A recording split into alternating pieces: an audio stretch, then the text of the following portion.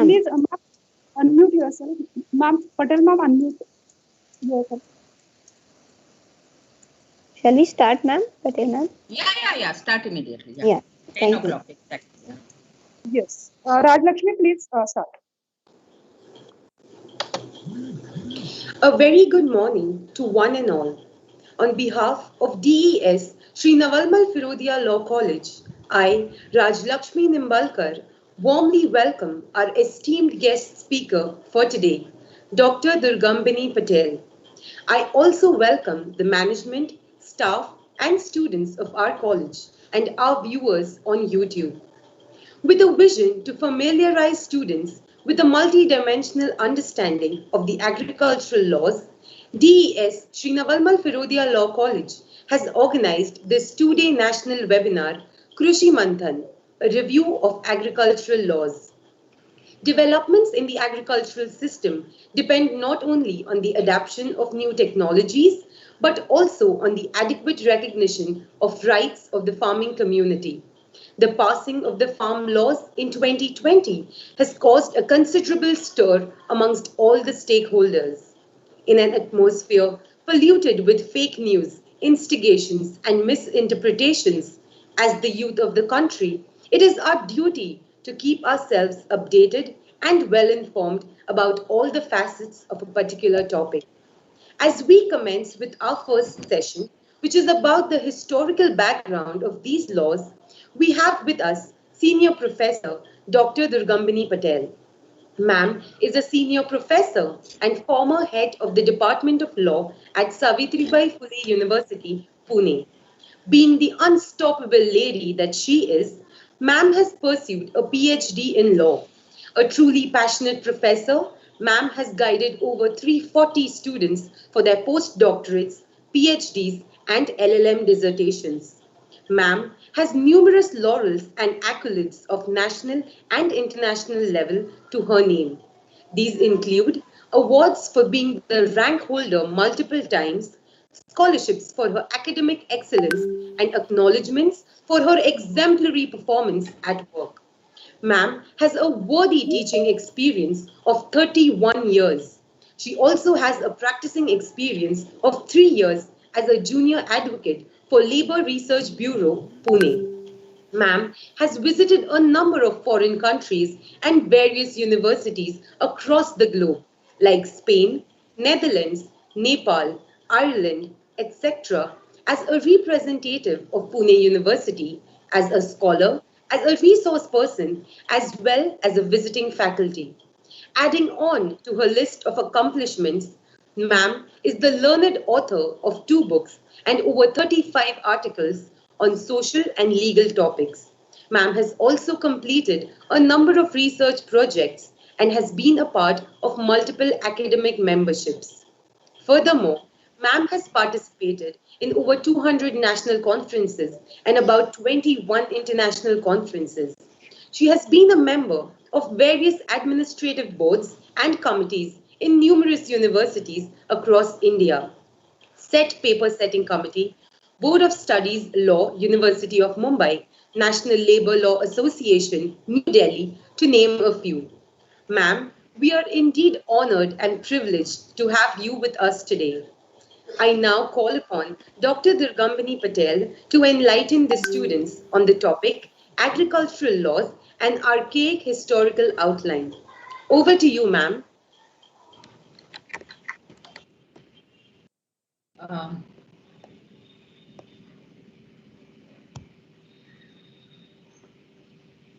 Thank you, Rajlakshmi. Thank you very much. At the outset, I am extremely grateful to the management of this law college, the teaching staff, and all that who have all of those who have remembered me and called me for speaking on this subject. So I'm truly grateful and extend my gratitude. Please allow me to switch off the camera because I think I'm at my home and I'm using BSNL broadband, so I should not encounter any issue of bandwidth. So having once said hello to all of you and good morning to all of you, let me just allow to switch off the camera. At the outset, as I said, this is again, whenever I speak in DS, it is reminded me of my teenage days when I was a part of this institute. It's my alma mater, and it is like homecoming for me because I have done my education from this institute, and I hold high regards for this institute because it has gone long way in shaping my life.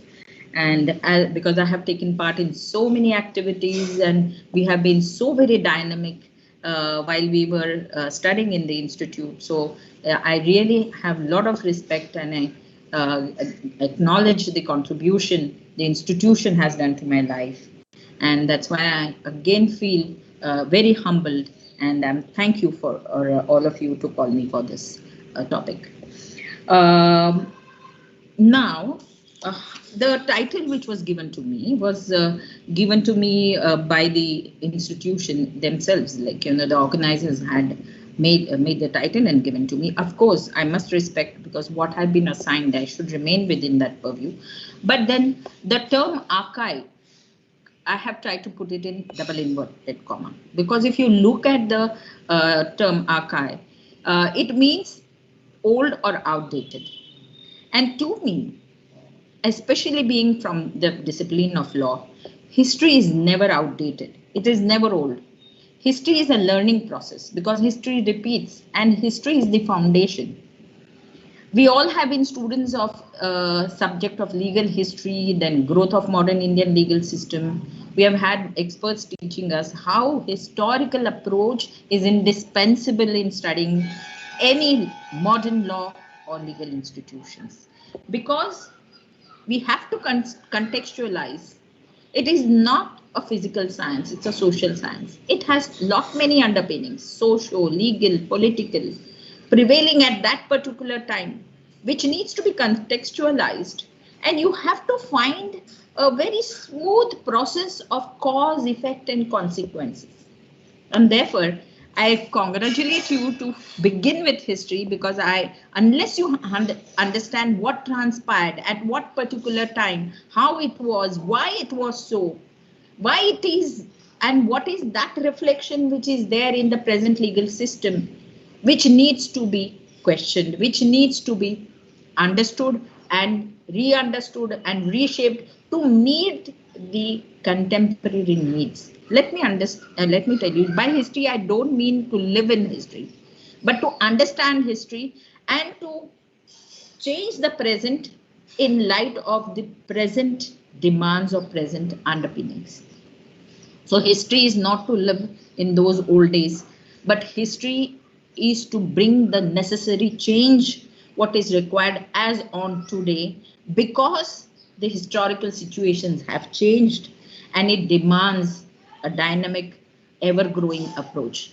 Law operates can never be static. Law has to be dynamic. Let me tell you, I'm not of that person that I would say that just clinch to the history and remain in history. That will make law redundant, and it will not answer the needs of the society. And therefore, law must answer the need of the society. But trying to understand what is the need of the society, you have to just to understand that you have to understand what is the present, and how the present has to be understood, and how relevant is the history to the present, and what needs to changes have to be made in the present. And that is why historical approach is very, very important. History enables us to unentangle present legal problems which are rooted in past.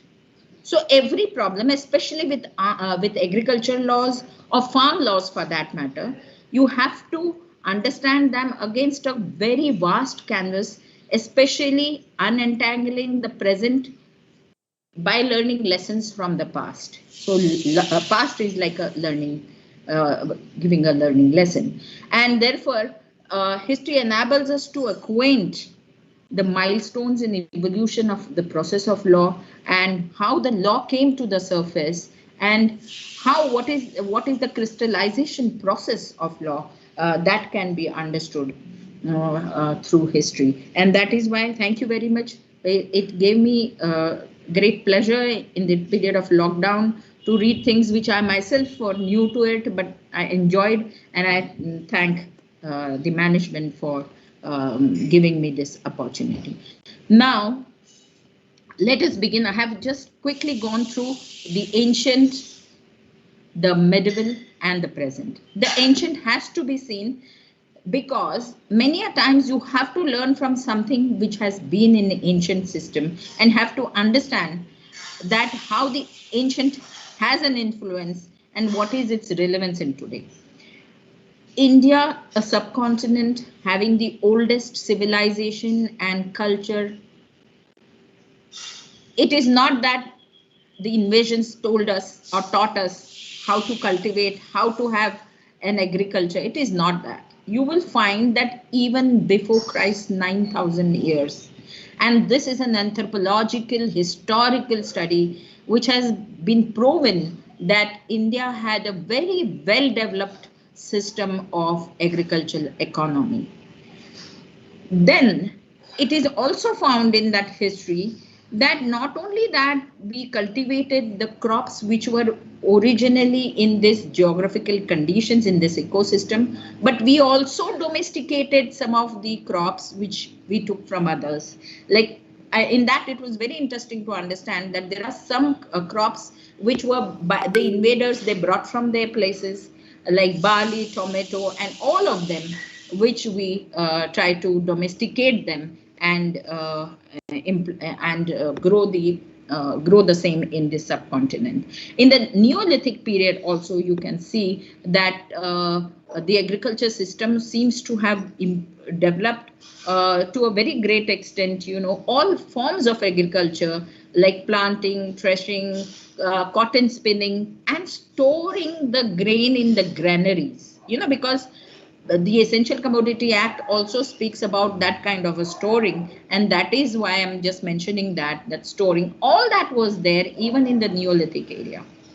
Then if you go to history, we find the most potential or fertile period was the Indus Valley civilization, pre-Harappa culture, and here you can find even equipments like plough and so on were used by the farmers, and we had the rainfall harvesting, massive reservoirs. And it is really very interesting to understand that some of the reservoirs, especially in the area of Girnar, they date back to its canal irrigation, and they date back to 2600 before Christ. So then apart from that, because sometimes you have to understand what is the cultural approach towards agriculture, and for that I have identified, I tried to gather something from the Vedic period, where it was told as a part of religion, as a part of belief, or that the farmers people were told that the closer you are to the nature, the closer you are to God, and therefore you must cultivate the nature, and you must respect it, and you must grow it, and you must believe in trying to sustain it. And it is also seen in the Vedic literature that it spoke also about the seeds, the sequence in which type of seeds must be used, the sequence of cropping, and it also recommended how to prepare fertilizers and how to use have irrigation system. All this is mentioned in the Vedas, the various Vedas. Then there is the Mauryan Empire. This is the time when India has not faced invasions, because what we have today is lot of that is reflected from that of the invasions, which is there. Okay, so in the Maurya Empire,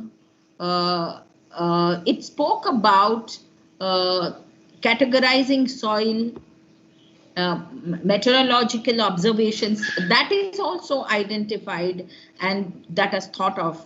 And that's why an anthropologist, Megasthenes, in his book on Indica, he has said that the Indian agriculture is a true witness of the kind of culture the people have, which were at the Ganga, near the Ganga, and in the south near the Kaveri. So these were the two belts, the Ganga belt and the Kaveri belt, had massive modern irrigation systems from that point of time, and they were very innovative, and it was seen that they were indulging to not only cultivations but also preservations, irrigation, all that are related to agriculture. And this is how the water structure is the oldest water irrigation structure which is found in the Kaveri belt. Now again, in the Chola period, it is seen that it is slowly from cultivation which was village based, it is going to individual plots, because Cholas had quite refined system of bureaucracy, and they wanted to have a kind of identify for the collection of revenue and so on. So they found it more feasible to fragment, and therefore individual plotting and all is seen from the period of Cholas. Earlier it was mostly based on village. The village, as it was what we call in the modern terms cooperative farming. Village was self-sufficient. If it was producing wheat, it was the barter system. It will give wheat to the other village and take whatever the produce. These kind of things are seen. Now, very significant is the Mughal era. Because the invasions had started beginning. In Mughal areas, you have different empires or different regimes where had different treatment. Now, the regime of Akbar, because he had a scholar bureaucrat who was Todarmal, he was very, very interested in the complete agricultural management. So there is a historical evidence that how he tried to flourish agriculture in India, and how in not only food crops but also commercial crops cash crops were brought in, and the agricultural management under the Todarmal's bureaucracy is seen to have really brought in many different kind of plantations like cotton, sugarcane, tobacco, indigo, spices, and in fact this continent was so rich with all kind of techniques, technology, nature, knowledge, all that. It was one of the reasons, according to me, which attracted the invaders to come over and to explore. First, they came as traders, and then they found this country, and the people very accommodative, and then they settled. So it is basically that which we really see. In the Mughal Empire,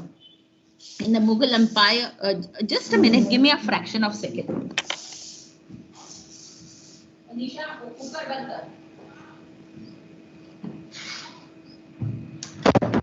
No, I was just thinking there should not be any disturbance, so I just closed the door. Sorry. So, so you can see that, and Akbar's regime and his Dine Alai and Diwane-am, Diwane-khas, all these were a very important aspect, which comes to the agricultural trading and commerce.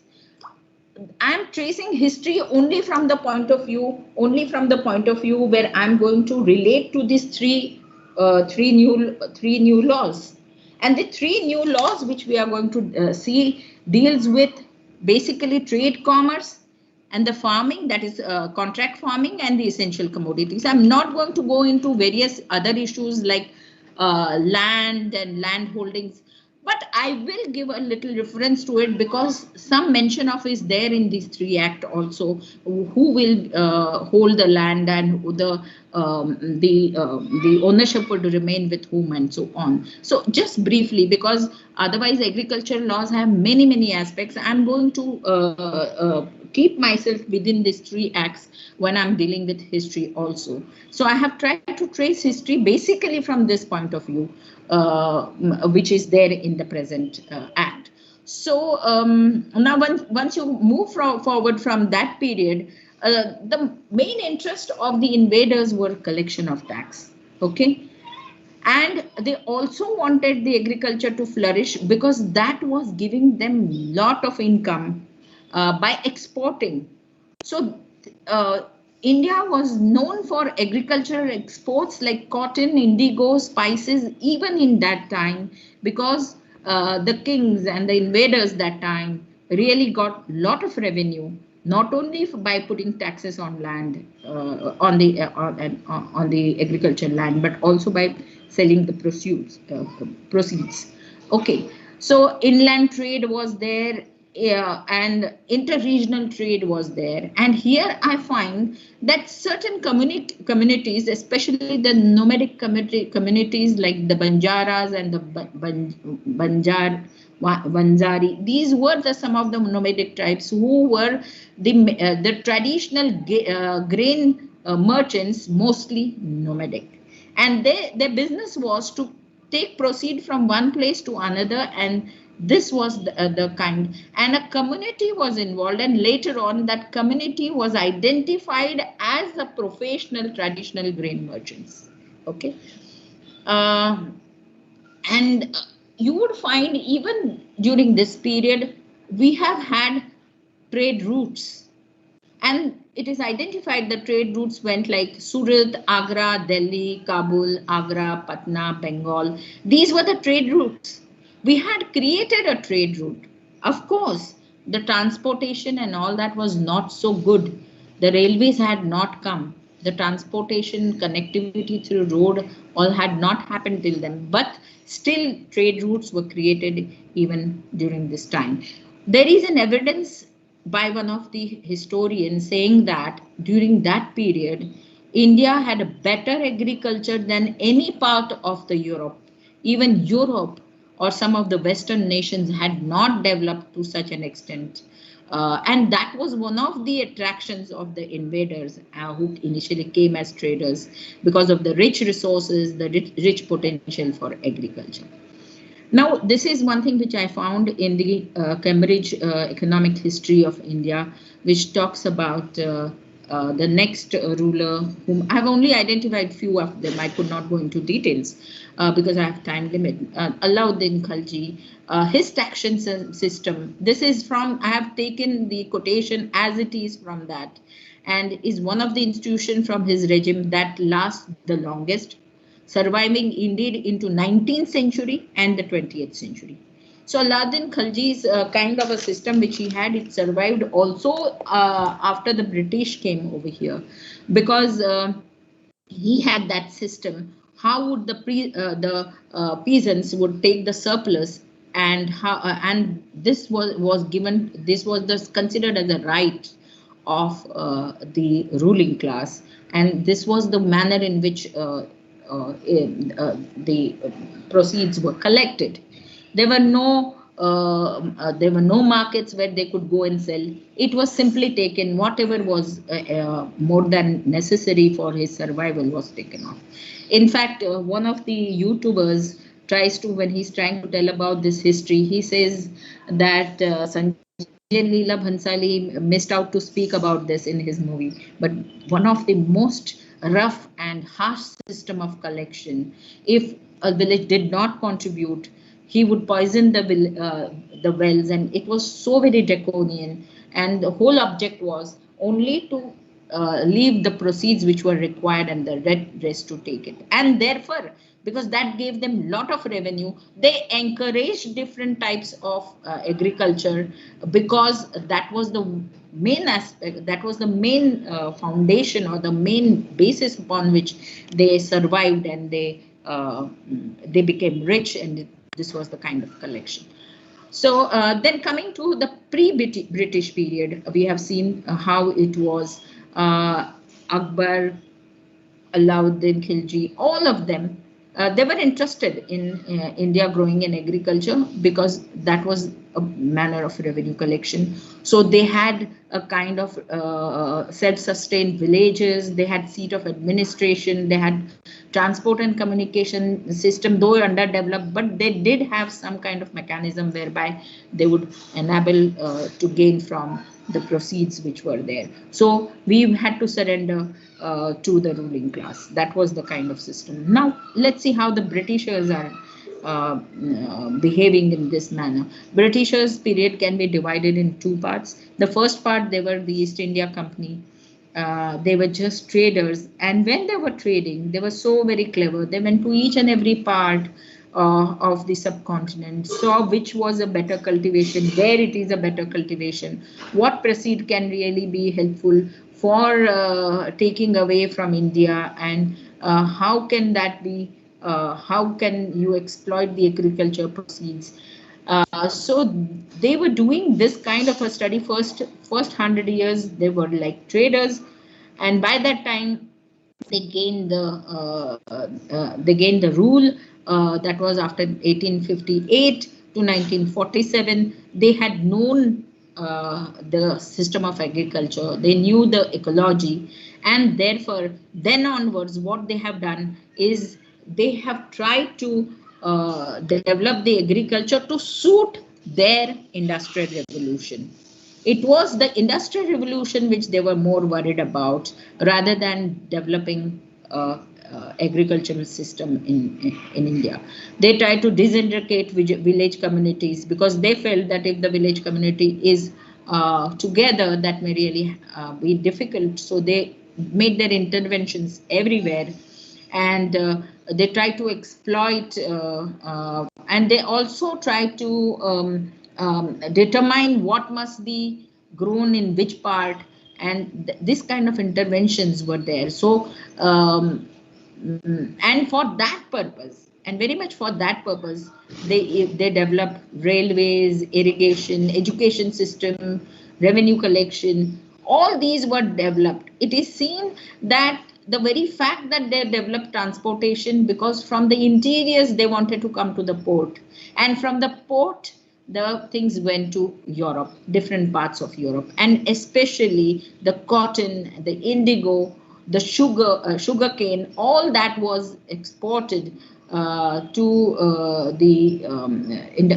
feed the raw material required in the British regime. So it was the Manchester, which was known for the mills, was the raw material was provided from India. What they really did, because they wanted to destroy the whole structure of self-sufficiency. They wanted to have an easy way of collection of revenue, because that's a way. They wanted to dictate that agriculture which suits their industrial revolution. They wanted them to grow what they want. And so they try to identify, and they understood that the Indian society is divided because of the caste system. And that is why they looked for those classes which were dominant classes, the privileged classes, the forward classes. And they held them by hand, and they made them zamindars and zagirdars. And they asked them that, okay, the land belongs to you. You get it cultivated, and you give us so much of revenue, and you give us these kinds of proceeds. And therefore, because of their ill motive or ulterior motive, the absentee landlords were there. So absentee landlord is a concept that the zamindars were not the cultivators. They would have sharecroppers or tenants, and they did not cultivate themselves, but they enjoyed all that. They would hand over to the Britishers, and so that class was created.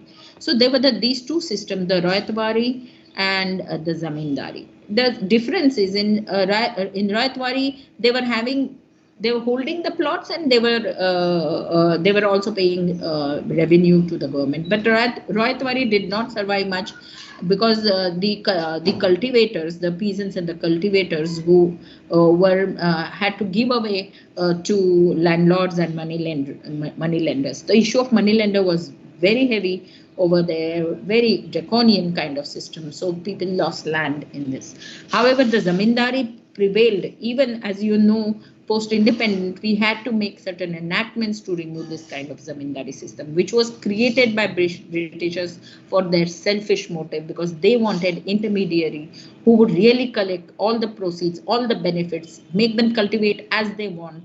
And that is why Lord Cornwallis is known to be a person who had who was a part of all these kind of things, and how he helped for and his policies were seen to be where concentration of economy in the hands of absentee landlords and moneylenders.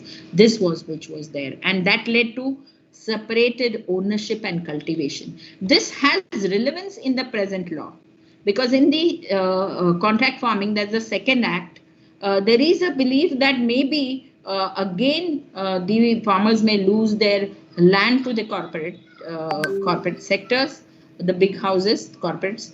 But I don't think so, because there is a provision, there is a check and balance. There needs to be more kind of a regulatory system, of which I will talk later.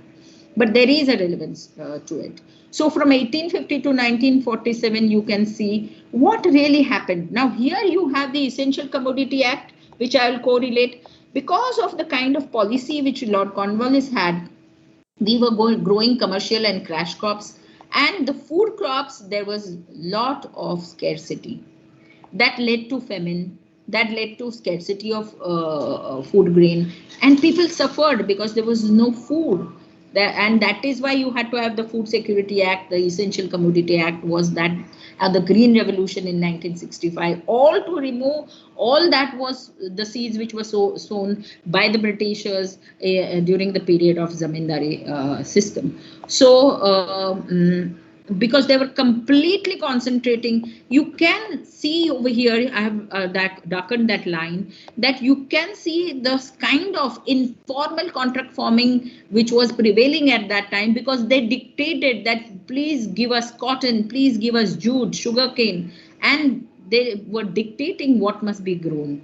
And this is what we find is that kind of, but this was informal.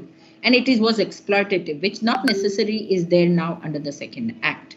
Okay, so they linked the interior railways to the ports and the harbors, and the urban marketing centers they created because they wanted to use that agriculture produce and bring them in the world market and trade them. And that was the very important source of revenue.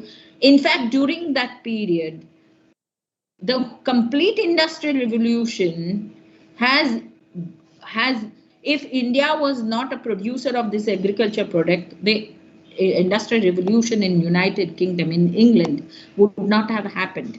So we have contributed to the industrial revolution in that manner, because without us, the industrial revolution would not have happened. And so this is an analysis. And here I was reading, you must have read about Shashi Tharoor, that how we were soaked. I mean, we were exploited and our blood was sucked out of us. And so, in fact, this is an evidence that commercial trading centers and all that, what Britishers could emerge as traders on the world canvas, was because of what was being given, what was being taken from India rather than being given. Now the new agricultural produce, the APMC Act, which is there, you can find the beginning of that somewhere over here, and that is a period in somewhere in 1886. There was a concept which was there, and they established Karanja. That is a word called Karanja. This is the first regulated market which was there in Hyderabad Residency, and there was a legislation called the Bera Cotton Grain Market Act, which empowered the British residents to declare a particular place in the assigned district a market for sale and purchase of agricultural produce. So they wanted to have a complete grip on the agricultural produce, and for that they created first market for cotton in a place in Hyderabad, and they said that a cotton can be sold by the farmers only over here and nowhere else. So that can be seen that it is there. So the act became the model for enacting other parts in other countries. The APMCs were created at that time. I'm talking about the British period. Then, as Britishers, they were very clever about making surveys and establishing committees and taking reports. You have seen in many places where, in the countries where they ruled, they established royal commissions, and the royal commissions did an in-depth study as to how better we can exploit, how better we can use this, and how can we really have a better gain. Royal Commission was appointed, and this commission was for how best method can be there for to regulate agricultural market processes and practices, and how to regulate the agricultural produce market. And it was by this time that Royal Commission recommended creating of market yards in various parts of the country, where the produce must be brought, sold by the farmers to a middleman, who would in return hand over it to government. So the system of Dalar or Aditya is seen to have commenced because that had a complete British or the English flavor. It was the baby of the English who happened because they could not have access to each individual farmers. So they created those kind of centers where they appointed their own people as Adatyas, or the people who was a powerful person in the village as Adatyas, and from them they collected. So this model of APMC is seen during that time, and this model they also made after the Royal Commissions. They also made a model bill in 1938, and that was circulated to various regions, presidencies. But however, it did not take much shape. By the time there was a different issue, we were fighting for freedom and all that. But a model bill is there in 1938 after the submission of the report of the Royal Commission. During British Raj, the Zamindari, the Zagirdari flourished, and several issues related to that you will find. People were losing their lands. There was fragmentation. The one who cultivated did not own. There were leasing practices. Tenancy was there. The rent was very heavy. We had to answer all these problems post-independence, and that is why the problem is rooted in the kind of cruel trade and commerce practice, selfish trade and commerce practice which was there, which was for their personal gain, not for the indigenous people. So the soil, the capital, and the labor all was insufficiently used, and boundary disputes were there, and so on and so forth. Now, quickly coming to post-independent era, I know you are going to have various other sessions, but since I'm going to come till 2020, majorly not dealing very deeply in the constitution, because we have another constitutional another session on constitution. But I'm just, because I want to come to 2020 and come to these three acts which now are in controversy. So in post-independent era, agricultural reforms, we have seen that was the main focus of agriculture reforms, to build equity in rural population, improve the employment rates and productivity. This was a challenge before us.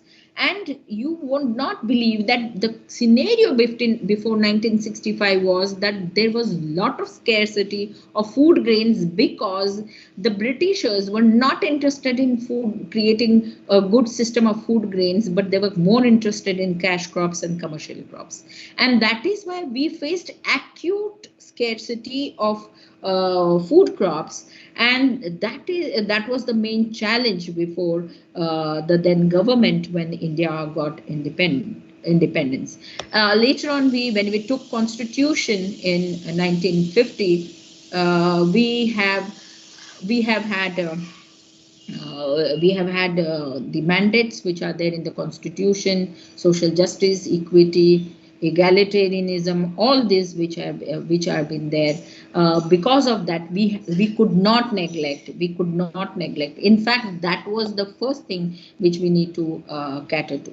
So right from the time of the Middle Age till the Britishers went away, we had very different types of changing policies to suit the selfish motive of the rulers. So there was nothing which was focused towards the indigenous farmers, and that is why you would find that exploitative practices, zamindaris, intermediate classes, all that was the kind of the challenges before the independent India.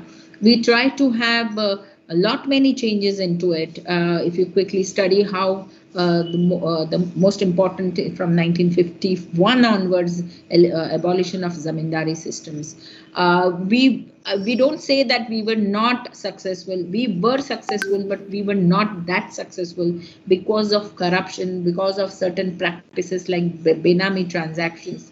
Still, you would find that even after zamindari system was abolished, at the state level, you found certain states were performing very badly with respect to the abolition of zamindari system. But there were the two states like the state of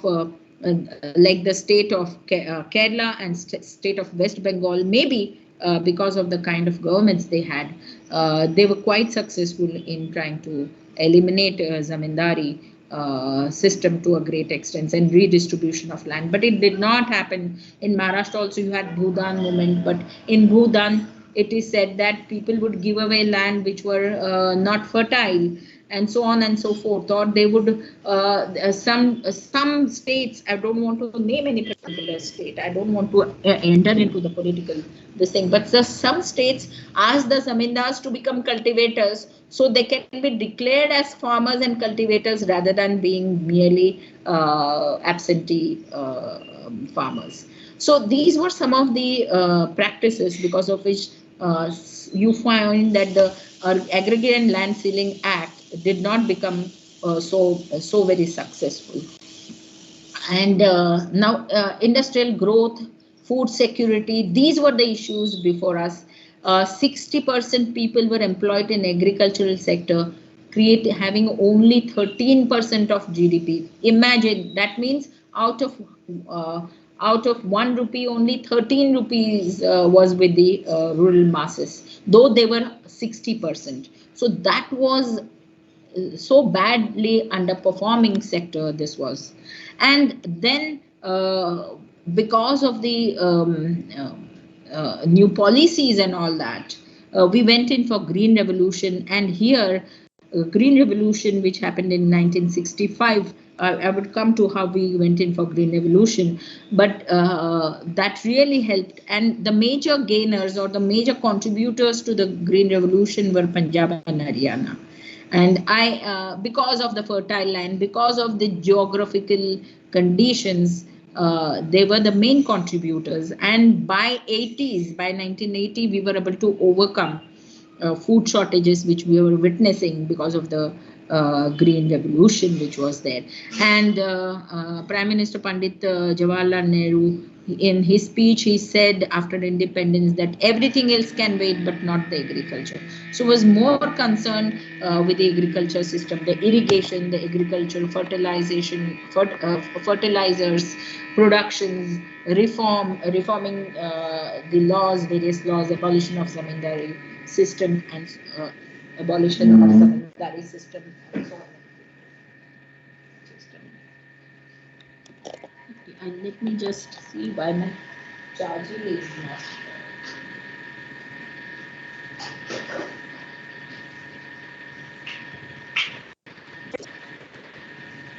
Okay, so that needed to be seen. Sorry, I was just charging my. Now, how did the Green Revolution happen? We must see this. The Subramaniam Committee, MS Swaminathan Committee, they invited Norman Borlaug. He was known for bringing green revolution in some of the Western countries. He was invited and he was asked to give suggestions. And why I have put this in red because I just want to quickly go through it.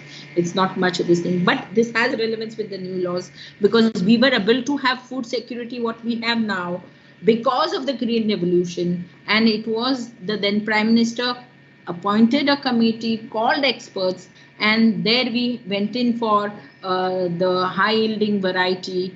There was shift in cultivation, and the policies changed, and because of that we had a very successful green revolution. And now we didn't have to go to other nations for asking them to contribute to the food. Otherwise, before we had to rely calling for wheat from Mexico, from America, USA, and so on and so forth. Even food grains, we were not self-sufficient. That situation has changed later on because of the Green Revolution. There is the Kumarappa Committee, which was constituted. It has also talked about the main problems which were there: abolition of intermediaries, tenancy reforms, fixation of ceiling, consolidation of land holding, produce, how to bring the produce, trading and commerce in the produce, all that was there. This committee also looked into. Then the important turning point is the 5 years plan. And you would see that each 5-year plan gave significant importance to agriculture, agricultural produce, trade and commerce in agriculture produce, bringing reforms in the agricultural system. And each 5-year plan has made a very important attempt to bring these reforms in the agriculture area, because that was the main policy which was there. In spite of that, let me tell you, even if the law is there, even if the policy is there, we find that everything does not change overnight. There are problems and issues, especially the problem of corruption, especially the problem of the caste system, because here the privilege and the underprivileged, the political will not being there, powerful people manage to see to it that the land reforms are defeated, and there were kind of practices which saw to putting the land reform laws in cold storage. So we were not that successful.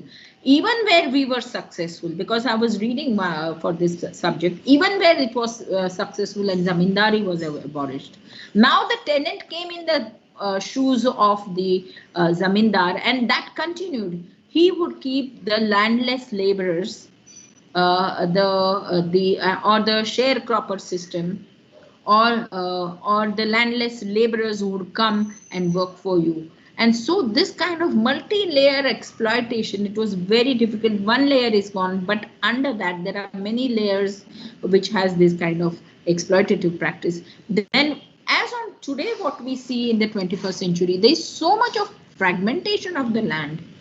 There are very few who really hold, there must be hardly 5% of the people who really hold a good amount of land. There's an economic study which is done where it is saying that the holdings have decreased to such an extent. And in fact, these 3 acts are talking about that how to improve the conditions of farmers is the challenge, because the holdings have decreased to a very small amount, very small area. And because of that, we need to have new policies. We need to have some new experiments to do. And that is also mentioned in these 3 acts. And now, as far as the Constitution is concerned, I'm not going to go very detailed in the Constitution. I have another 10 to 15 minutes, so you have a different session on Constitution, so I would not speak on Constitution. However, one thing which I want you to see is that if you see the union list in the 7th schedule, you will find that agriculture, the Constituent Assembly did not, perhaps consciously did not, assign any aspect of agriculture to the union government. It is always in the state list. Not even once agriculture has been mentioned. If it has been mentioned, it is in different contexts, but no power is given to the union. Because I think when it comes to constitutional validity, many of the constitutional experts who talk about the present act talk about this constitutionality, that this is a completely a state matter.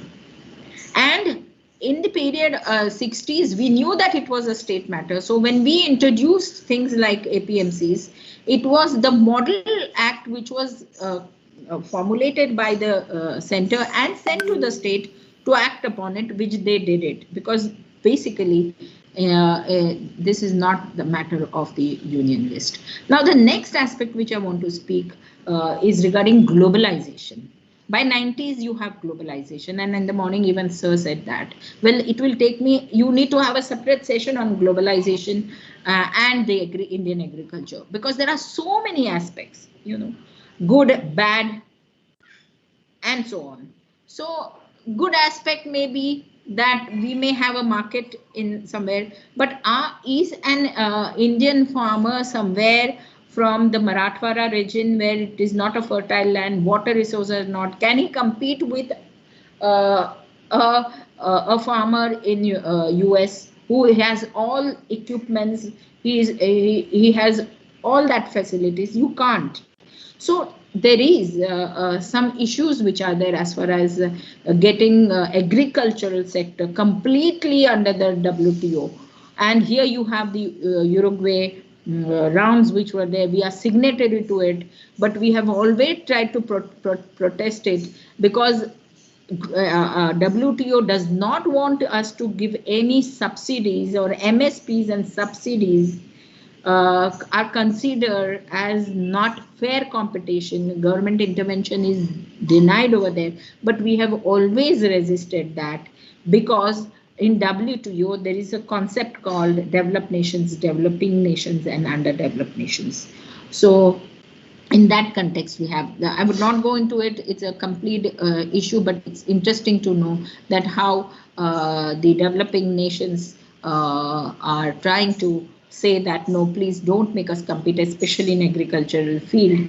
And when we had passed the National Food Security Act in 2014, WTA had this objection, because they felt that once you extend subsidies, then there is no fair competition.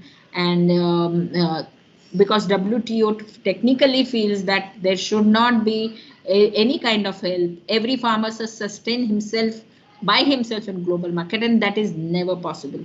In fact, if you see the policies or the kind of things, especially farmers' suicide, you can see that that is definitely because of some of the impacts which is there. However, let me tell you, WTO also over a period of time is understanding these kind of issues, that they cannot ask a developing nation to compete with developed nations, and they have had different policies. We have had consortiums of developing nations where we resist this kind of things, and I'm not for it. I don't believe in a perfect globalization, especially the two periods, recession and post-COVID period. Can you have nation first has to be a policy. You can't surrender everything for globalization. You can't tell Indians that you only prepare sugar canes and cotton, and if you need rice and wheat, it will come from outside. Because the technical globalization means that produce what you are and then exchange. But that does not happen there. It has its own merits and demerits. So that needs to be seen separately. Now, coming precisely to historical, this thing, I'll take 10 minutes more, coming precisely to the historical,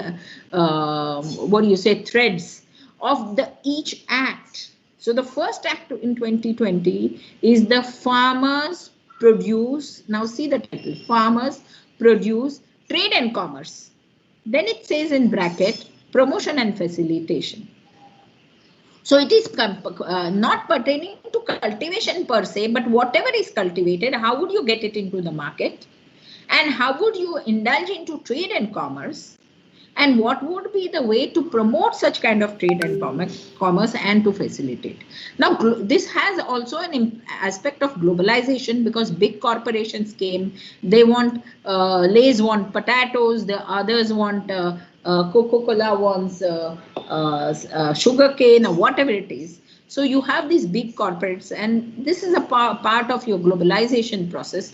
But globalization must be for social justice. You can't eliminate your constitutional mandate. That has to be understood.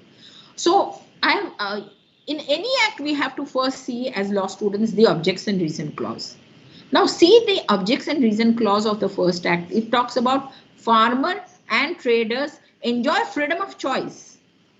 If you ask me as a law student, and having been a student of labor and employment laws, can there be a fair collective bargaining process between farmers and traders which are not on equal levels? You have to understand that, you know, because that is what we have understood also in our labor laws, where we say state intervention is needed where necessary. If they can settle by collective bargaining, fine. So this freedom of choice between a farmer who is a small farmer, until of course there is a provision in this act that the village can come together and also have a collective kind of aggregate, farmers can come and do. And then it says competitive alternative trading channels. What had happened in the past was that APMCs were created. You can sell your produce only in the markets. You can't sell elsewhere. You can only sell to the licensed middlemen. So these all aspects were very, very, it would not allow the farmer to sell his proceeds to anybody else. And that is why competitive alternative trading channel, efficient, transparent, barrier-free interstate commerce and trade. Barrier-free because there were taxes and all that. And here the keyword is outside the physical premise of the market, not the mandis, not the Krushi mandis, but outside that. And this was essential also because you had introduced digital formats. And that is why it was essential. Now let us see what was the history of this kind of trading and commerce quickly. Karanja, we have already seen. Dr. Parker, who was an American agriculturist, he also has said that because to stop exploitation of the farmer, that they don't sell at low prices, you have to create a market and you have to give minimum support price, and that must be a government intervention where it gives minimum support price, decides also an area where it will be sold. In Maharashtra, we made in 1963. And physical spaces were identified, Krushi mandis were there, and committees were created. Agriculture produce market committees were created who will determine what MSP should be there. They will calculate MSP and they would do that. And this committee consisted also of farmers. Okay, and this area was there. Now, because the whole object sounds very good, but in practice this object was defeated. But because on the ground level there were many kinds of practices which went against the farmers or which were corrupt practices. Okay, so aspects of social justice, all that were not seen to have been gained. And you can read from various literature that MSP, which was to be determined sorry, the two major institutions which were there was the Agriculture Produce Commission and the Commission for Agriculture Cost and Price. They would sit together and decide the minimum support price, which will be determined before by the government, and for that price it will be taken. Now, you may understand in the Maharashtra context that many a times when there are agitations, they say कांद्याला भाव मिळाला पाहिजे. That means we need a proper MSP, a good amount of MSP. Sometimes when the MSP is not favorable for them, they throw the milk on the roads, they throw the tomatoes on the road because they're not able to get even the basic price which they have spent, expenditure which they have spent for cultivating it. So as a protest, they throw that because MSP is not given.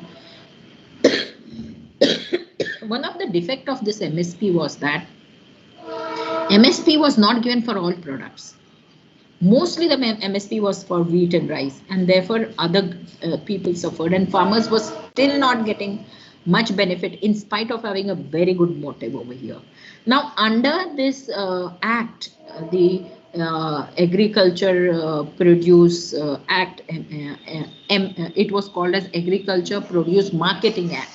Under that act, committees were constituted. Under that act, Food Corporation of India was meant for procuring and storing the grains which were procured at the mandis. And I have read quite a bit about the corrupt practices which prevailed over here. Many a times the farmer was put into such a chaotic condition that from his village he will take a produce and go to the mandi, and if they wanted him to push him to sell it for low price, they will say, we don't have place now, we don't buy today. So he's fed up because he has to go back to his village. Then he's bent upon giving it for lower price. These were the malpractices, corruptions. The middlemen gave corruptions to the officers of Food Corporation of India. They were bribed to collect the proceed at low price. Apart from that, they did not have decent storing places. So much of food grains get wasted in India because the Food Corporation of India does not store it in proper place and it is damaged. So, and this middlemen still found a way by corrupt practices to exploit the farmers. So, over a period of time, these APMCs have not benefited much to the poor farmer, and that is why I am of the opinion that from time again, no law should be static. We should try to see what were the problems and try to eliminate those problems. And now see the APMC. For every 487 kilometers, we have one APMC. So people from interior villages preferred selling to a person at the doorstep without coming to the APMC, though it was illegal. Because for him, he could not afford the transportation. He said, nahi, yahin bech diya to acha hai. So somewhere CF type, contract farming type was still there because they would not come to the market, which is not possible many a times. So the story, the ground-based reality is much different than what is there in the book. APMCs had such kind of practices where farmers were left high and dry. Now, APMC charged a fee from both of them. Well, it was a revenue collection. Some of them who are trying to criticize the new act say that government loss would be there, but that is not the earning motive. Farmers must be protected. They must be definitely given a choice if somebody is giving them a better price. Why not? So now if you see this APMC's kind of performance, it is said that in South Africa, if a produce is sold for 40 rupees, 32 rupees goes to the farmer. But in a country like India, a 40 rupees product which is sold to a customer, hardly 6 to 8 rupees goes to the farmer. So 40 rupees are charging the customer, the consumer, and 6 and 8 rupees goes to the farmer. Whereas, see, in South Africa. So our APMC monopoly, the restrictive licensing process, there were cartels, there were monopolies, the licensed traders did not allow others, there was corruption. And not only that, all the sociologists, economists, legal persons, experts in this area have found they failed to perform for what they were to do. And not only that, after the LPG era, World Bank and the IMF also has stated that we must shift thinking in the industry agriculture industry, because we are shrinking very badly, and it is a poorly performing sector, and therefore is to be there. And therefore, new policies have to be there to do better things.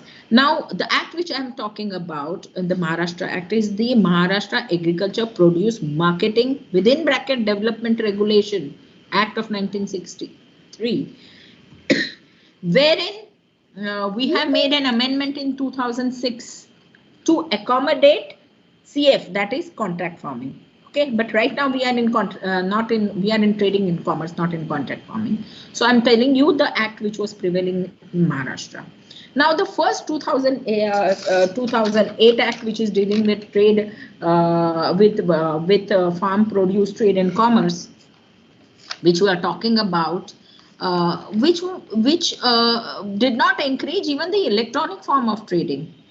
And it created a kind of hierarchy, or it created kind of monopoly, which were many a times the state was not able to control.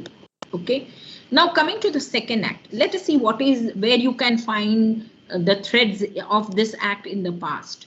That is the farmers empowerment and protection. Now what is it? Farmers empowerment and protection agreement in price assurance. Okay, now the word agreement over here is the contract.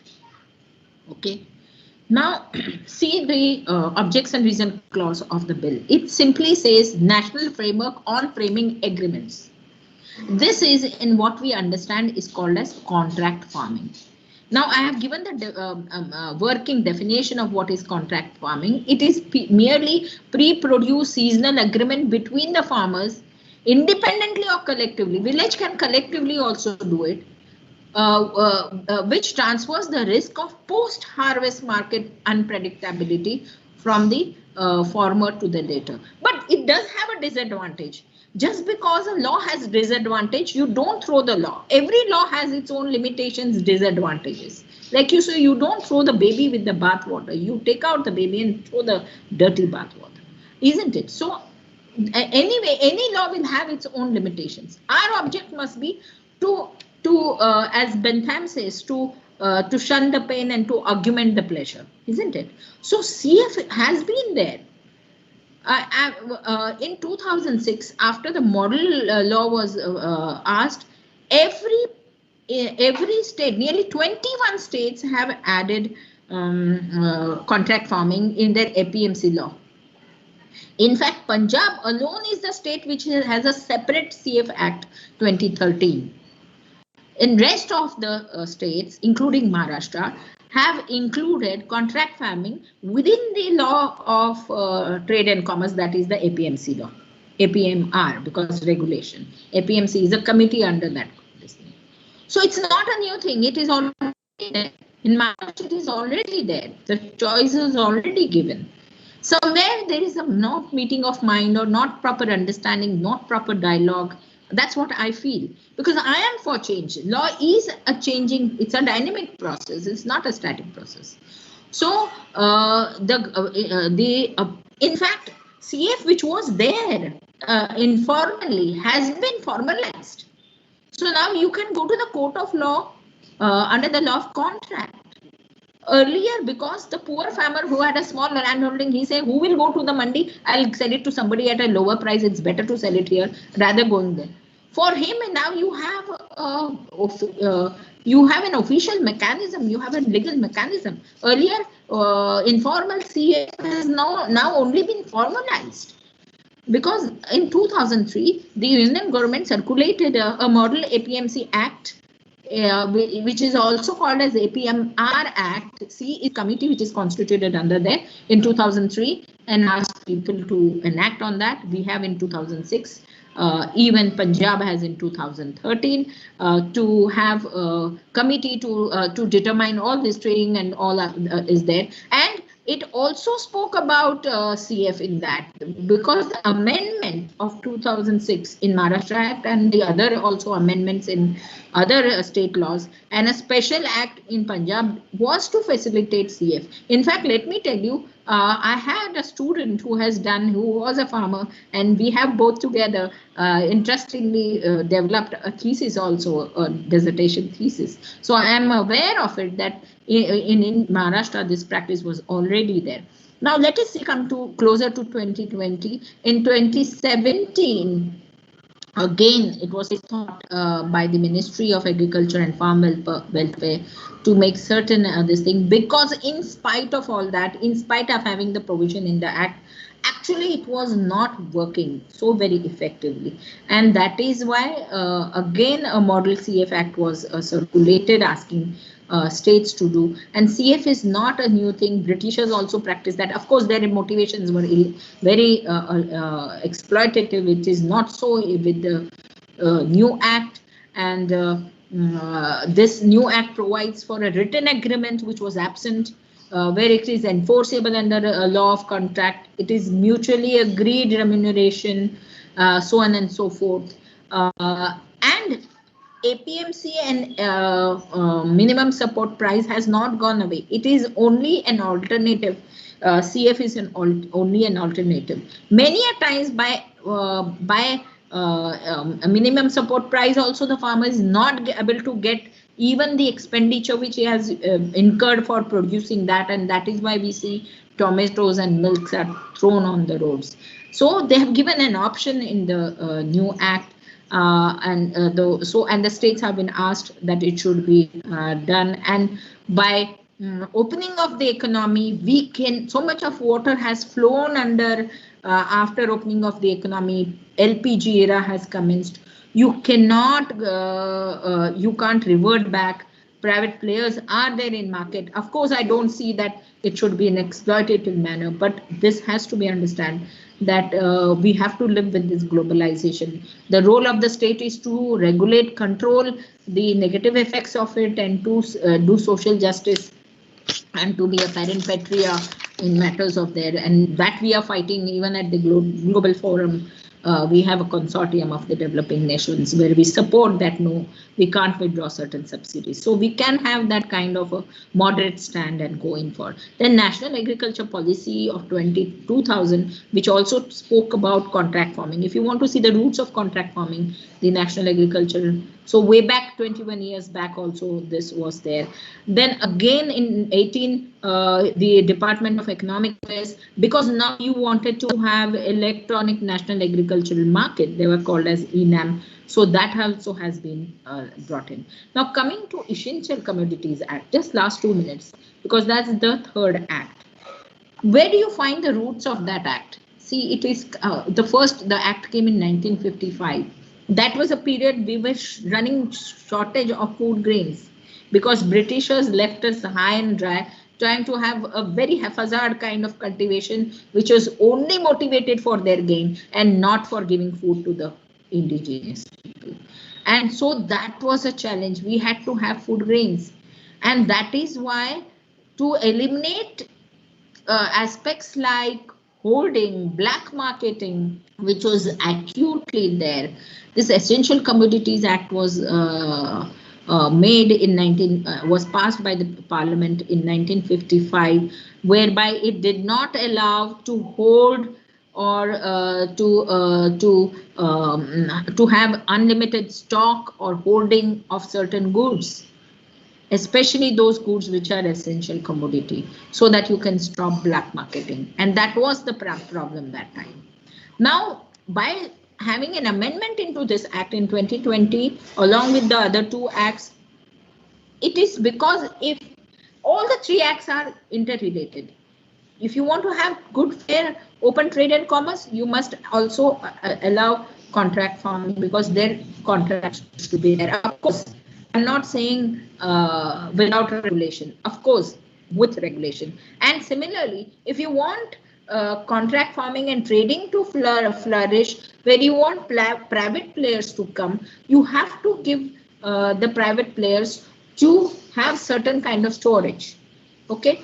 Otherwise, they cannot do the storing and hoarding, because when big corporates come, there is big, large-scale manufacturing process, and that is why they have diluted this kind of a thing, which they say that now a commodity would be called as essential, and there could be restriction only in extraordinary circumstances like war, famine, so on and so forth. Otherwise, you can. So that's why they have diluted this. There is a fear here that and government should take due cognizance, have a permanent board or a committee to see to it that artificial demands, manipulation, holding, all that should be avoided, because even this law is not going to come without any negative aspect. So how you have the regulatory mechanism there to eliminate all misuses is more important, rather than just having a blanket check is not what we should have. Now, some broad suggestions. This is my last slide. Now, what I feel is all these 3 acts, you would be personally going into each act and seeing the provisions. I'm not going into them. There should be periodical check and balance, and the government must regulate what is needed. It can't be that what is written and just forgotten. There has to be a permanent body of the government, either a commission or a board, which sees to the actual practical implementation, because even these laws have the tendency which can be misused. Every laws have the tendency which can be misused. There is that Finagle's theory of law, which says that every law has that tendency of negativity, and when bad time comes, it surfaces. It comes on surface. So we have to see that this can be there, and how we eliminate that is more important. So you can't leave parties to negotiate, because in the act it says that government may give a format of the agreement that shall be made into shall, because the government shall provide for a model contract. The provision under the CF Act is that may provide, so that should be converted into shall. Without government intervention, parties should not be left alone. The reason is they are not on equal footings to have a fair collective bargaining process. Okay, so in case of parties, if left alone, the negotiating powers are not equal.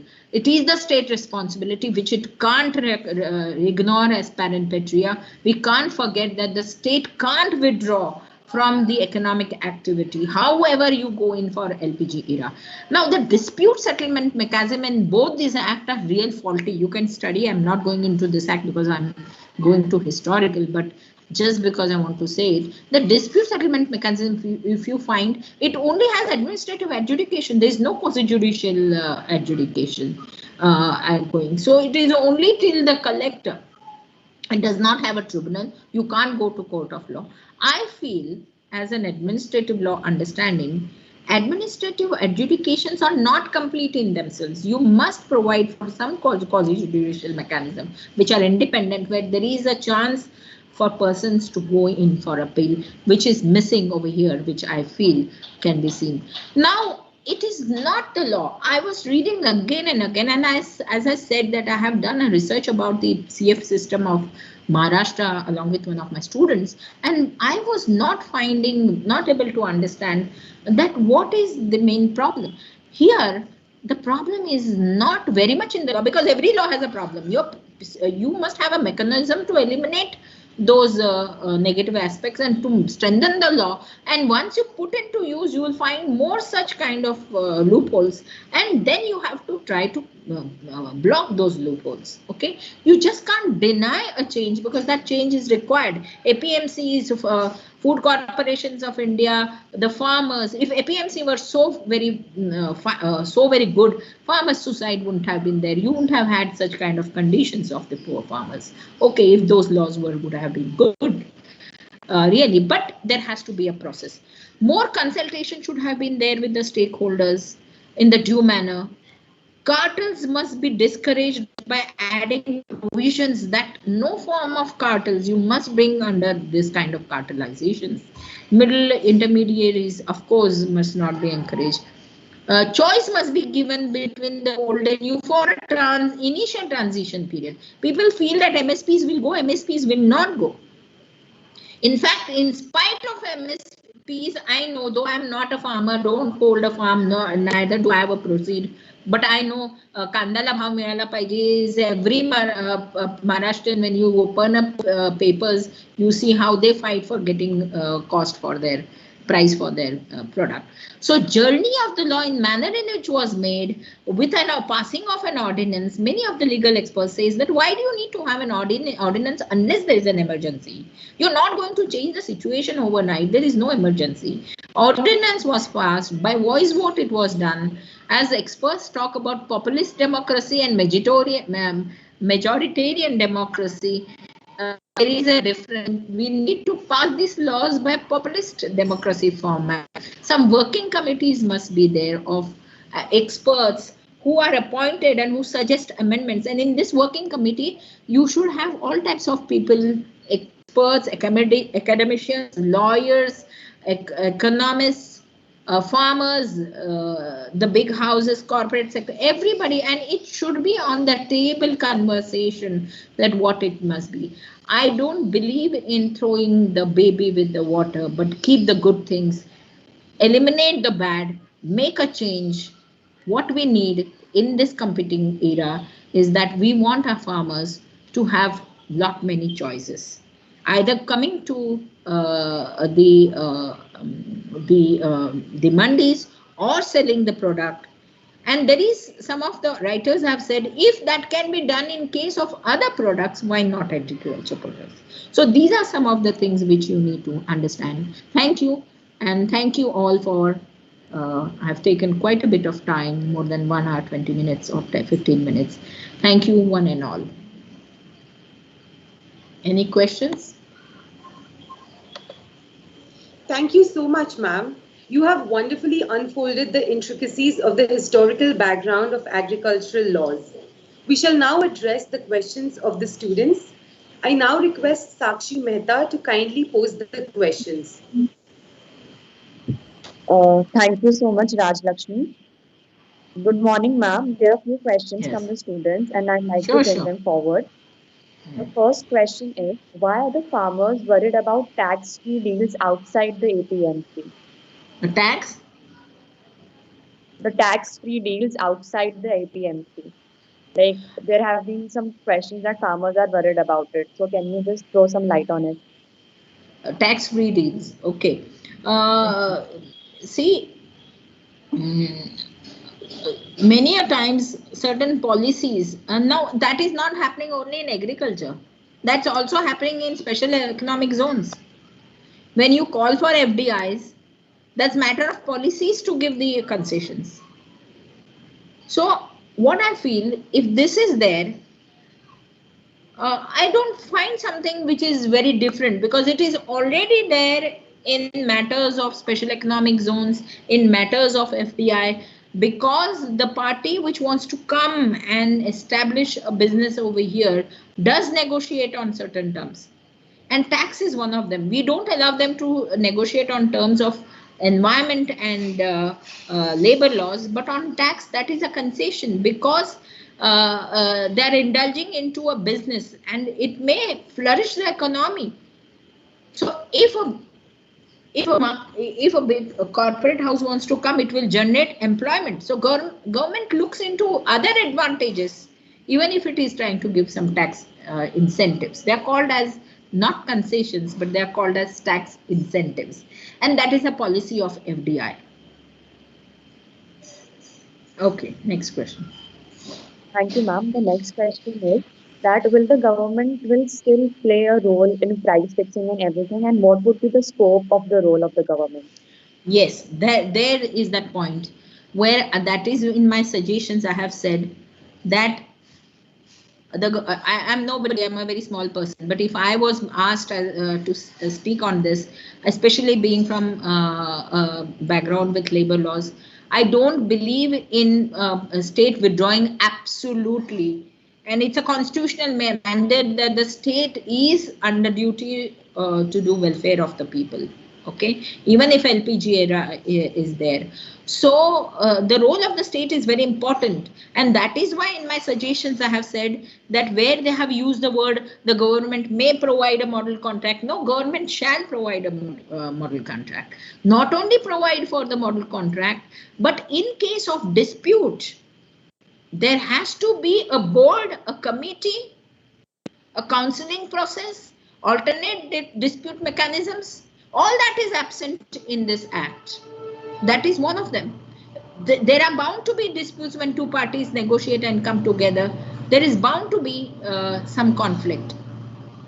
And you have to have a mechanism. That mechanism is not provided in the act. It only talks about until collector. They have given 2-3 stages. But I feel that there has to be conciliation, arbitration, these boards where parties can go with their grievance. I don't support a total withdrawal of the state from the scenario, even if we have CF. Some of the people may not agree with it, but I still feel, because even today, if we say we have so much of economic disparity, it is said that 70% of the wealth is owned by 5% of the people. So having so much kind of disparity, poor farmers, farming has not been a very attractive sector now. The children of the farmers don't want to go in for farming. There is no motivation to remain in farming because it is losing its value. In such situation, without the support of the government, in case this sector cannot be upgraded.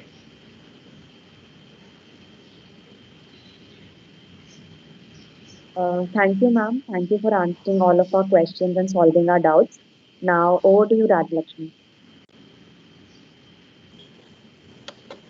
Thank you so much, ma'am, and thank you, Sakshi. As we draw to the end of our first session, I request Soumya Sharma to extend the vote of thanks. A very good morning to our respected chief guests and all the viewers. I am very pleased to propose the vote of thanks on behalf of Deccan Education Society's Sri Navalmal Firodia Law College. I extend our heartfelt gratitude to Dr. Durgambini Patel, ma'am, for her virtuous words and guidance, and an interactive interaction with all of us. Ma'am, today's lecture has indeed thrown a great light on historical background of agricultural laws in India. Indeed, law does not surface from nowhere, but is an outcome of a crystallizing process. Once again, thank you so much, ma'am, for sparing your precious time and giving us such deep insights.